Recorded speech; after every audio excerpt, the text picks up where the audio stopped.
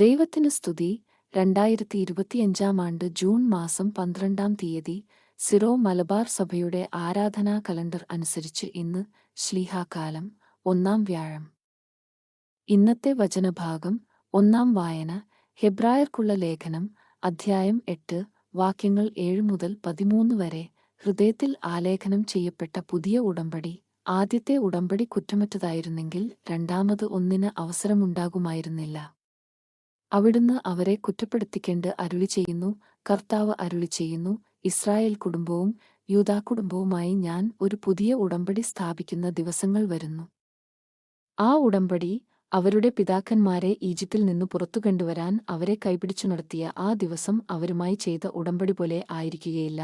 എന്തെന്നാൽ കർത്താവ് അരുളിച്ചെയ്യുന്നു, അവർ എന്റെ ഉടമ്പടിയിൽ ഉറച്ചുനിന്നില്ല, അതുകണ്ട് ഞാനും അവരെ ശ്രദ്ധിച്ചില്ല.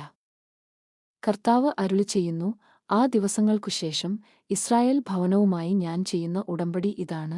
എന്റെ നിയമങ്ങൾ അവരുടെ മനസ്സിൽ ഞാൻ സ്ഥാപിക്കും, അവരുടെ ഹൃദയത്തിൽ ഞാൻ അവ ആലേഖനം ചെയ്യും. ഞാൻ അവർക്കു ദൈവം ആയിരിക്കും, അവർ എനിക്ക് ജനവും. ആരും തന്റെ സഹോദരനെയോ സഹോദരനെയോ കർത്താവിനെ അറിയുക എന്നു പറഞ്ഞു പഠിപ്പിക്കേണ്ടതില്ല.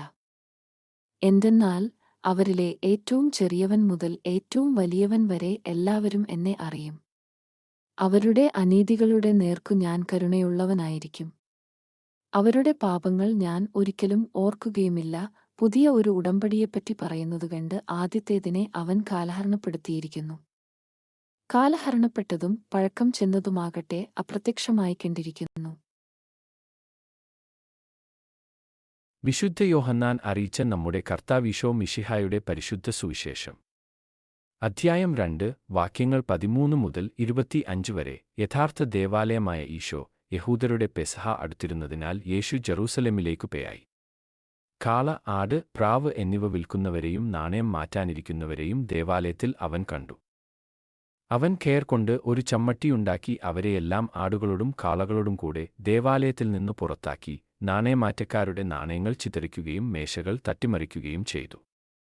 പ്രാവുകളെ വിൽക്കുന്നവരോട് അവൻ കൽപ്പിച്ചു, ഇവയെ ഇവിടെ നിന്ന് എടുത്തുകൊണ്ടുപോയാകുവിൻ. എന്റെ പിതാവിന്റെ ആലയം നിങ്ങൾ കച്ചവടസ്ഥലമാക്കരുത്.